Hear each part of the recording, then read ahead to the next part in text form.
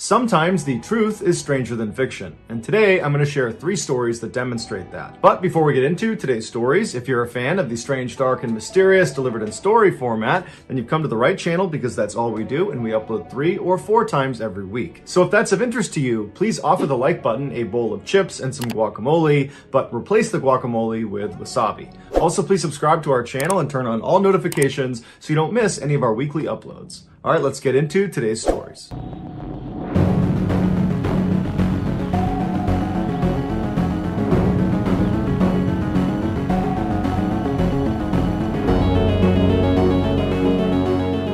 So full disclosure, this is not my personal story, but in order to do this story justice, it has to be told in the first person. So I am simply an actor.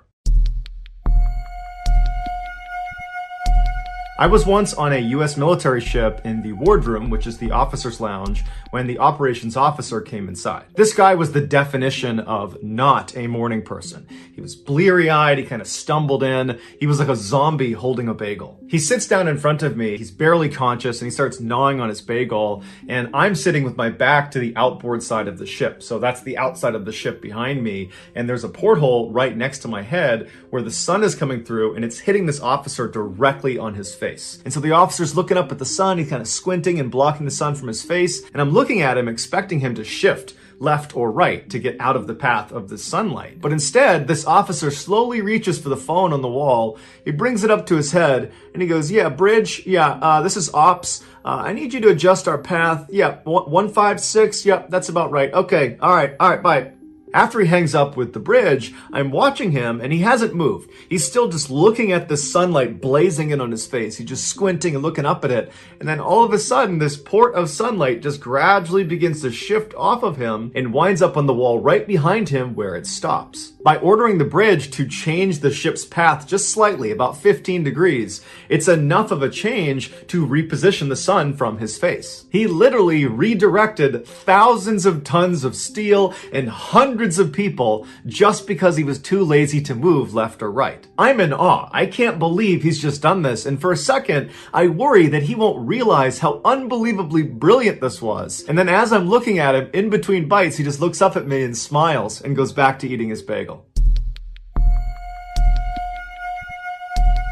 In November of 2006, Nintendo came out with a brand new gaming console called the Wii, and it was hugely popular and sold out almost completely right away. By the following January, it was still not on shelves in most places around the world, and so people were going crazy, spending unbelievable sums of money to try to get their hands on this system. A Sacramento, California radio station called KDND got a hold of one of these coveted systems and decided they would give it away during an on-air contest. The contest was going to be called Hold Your Wii for a Wii. And the premise of this contest was simple. The contestants would be given lots of water, and the person who held it the longest, i.e. they didn't urinate, would win the prize. Leading up to this contest, the radio station began promoting it really aggressively on air, and lots of people called in with concerns saying that drinking too much water can actually be deadly. But the station brushed these concerns off and said they were aware of them, and that all contestants would be signing a waiver, and so ultimately the station was not responsible for what happened to them. On the morning of Friday, January 12th, 18 contestants showed up at the KDND radio station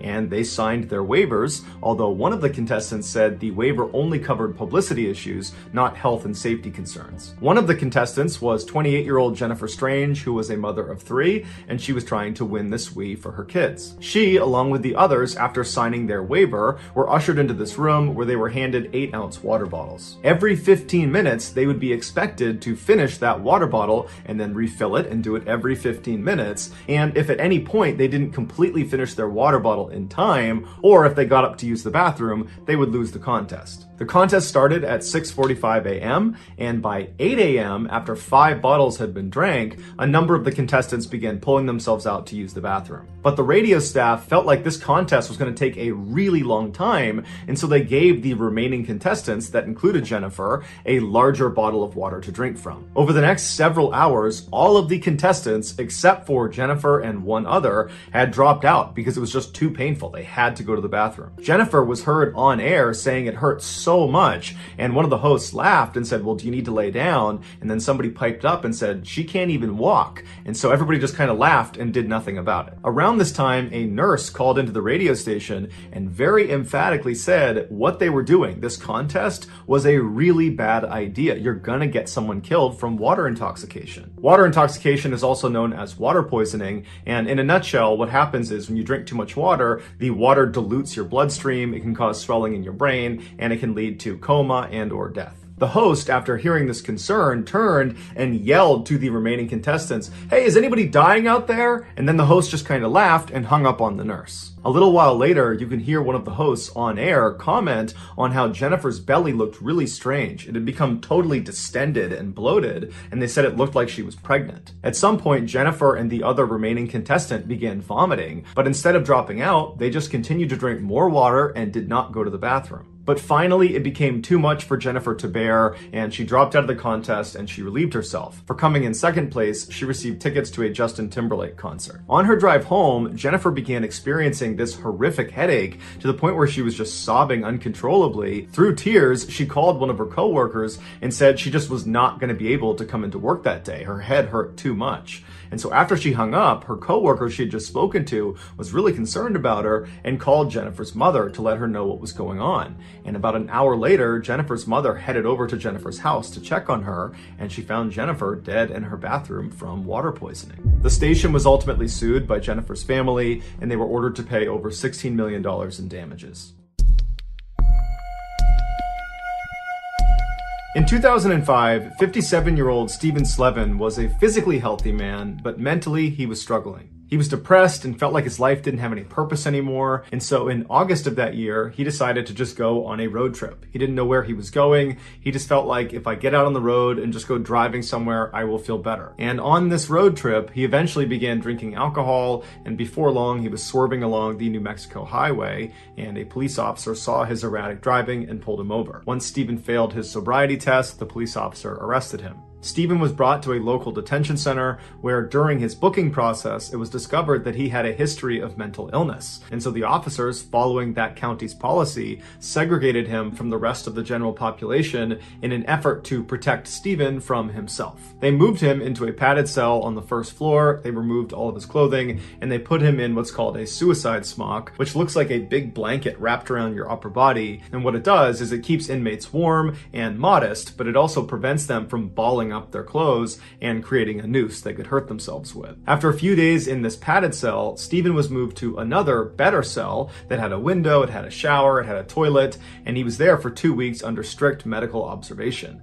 But at the end of those 2 weeks, for reasons that are not entirely clear, Stephen, this mentally unstable man, was moved into solitary confinement to await trial for his DWI. Solitary confinement is a type of imprisonment where the inmate is shifted into a single-person cell and they are kept there nearly around the clock without any significant interaction with other people or other inmates. The psychological effects of solitary confinement are well documented and terrifying. Just 15 days into solitary can be enough to cause permanent psychological damage. Stephen's first few weeks in solitary were actually okay. He was allowed to write to his family, he was able to detox and reflect on his life. During those first few weeks, it was noted that Stephen was very polite in his very limited interaction with the officers that were dropping food off through the slot in his door. Also, when Stephen had a few minor medical issues, instead of throwing a fit, he just knocked on the inside of his door and waited patiently for someone to acknowledge him, which took a long time, but he never got frustrated or mad. But by January of 2006, so roughly 3 months into his solitary stint, Stephen had not had any updates on when his case was going to go to trial, and Stephen was starting to lose his grip on reality. He was having these severe panic attacks, and he was suffering from intense hallucinations. He desperately wanted to find out how much longer he was going to be kept in the cell, but nobody would tell him. He tried writing his letters to his family asking for help or asking them to try to get an update on his case, but when he went to literally write the letter. His hand shook so severely from the stress and anxiety that he literally couldn't write these letters. Starting that January, Stephen began spending the bulk of his day in the corner of his cell with his knees tucked up to his chest, rocking back and forth. He was allowed out of his cell a few times a month, but in April of that year, that stopped, and he almost never left his cell again. And without leaving his cell, Stephen was unable to bathe, and so his skin began developing fungus and began falling off, and his teeth began to rot. Finally, on May 8th, 2007, so 1 year and 8 months of being in solitary confinement, Stephen was transferred out of his cell to a behavioral institute in Las Vegas, Nevada. After bathing and shaving and cutting his hair and receiving proper medical treatment, he was back to his normal self within a couple of days. And while he was there, he had a chance to speak to a lawyer, and the lawyer would say the entire meeting, Stephen was just saying, "Where have I been?"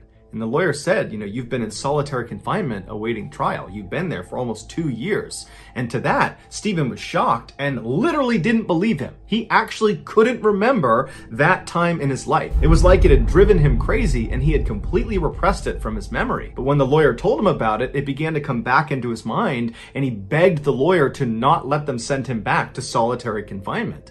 And his lawyer said, unfortunately, if that's where they're going to keep you, that's where they're going to keep you until you have your trial for this DWI, and unfortunately, we have no idea when that trial is going to be. But stay strong, because it's bound to be soon if they've already transferred you to this institute. Stephen stayed at this institute for 2 weeks, and during that time, he asked constantly about when his trial was going to happen, but nobody knew. And at the end of those 2 weeks, Stephen was abruptly taken out of his room, put in a van, driven back to New Mexico, and put back into his solitary confinement cell. And immediately, Stephen began to deteriorate, and he begged the guards to not put him in the cell, but nobody was listening, and before long, the door had shut, and he was all alone again. Within a couple of days, Stephen developed an abscess in one of his teeth, and he tried to get medical attention, but he didn't get it, and so he sat in the corner of his cell, and for 8 hours one day, he rocked back and forth and violently twisted and yanked and pulled on that tooth until he was able to rip it out of his head. Almost 2 months later, on June 22nd, 2007, Stephen's case was finally put before a judge,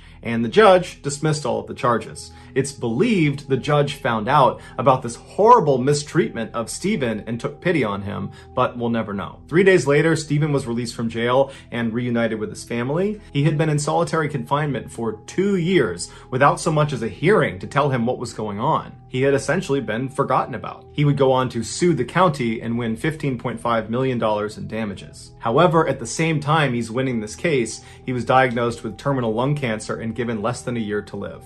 It's unclear if he is alive today. So that's gonna do it, guys. If you found the secret in today's episode, let us know in the comments what it is and where you found it, so give us the timestamp. And if you're the first to do that, we will pin you at the top of the comments section. If you got something out of today's episode and you haven't done this already, please offer the like button some chips and guacamole, but replace the guacamole with wasabi. Also, please subscribe to our channel and turn on all notifications so you don't miss any of our weekly 3 or 4 video uploads. If you want to get in touch with me, you can direct message me on Instagram or on Twitter. My username for both platforms is the same. It's JohnBallin416. I also have a ton of content over on TikTok where my username is Mr. Ballin. I also have a second YouTube channel called Mr. Ballin Shorts where I post short random videos and lost episodes. If you have a story suggestion, please submit it to our subreddit just called Mr. Ballin. It's linked in the description below. So whether I see you on Instagram, Twitter, TikTok, Reddit, YouTube, or some combination, just know that I really appreciate your support, and until next time, that's gonna do it. See ya.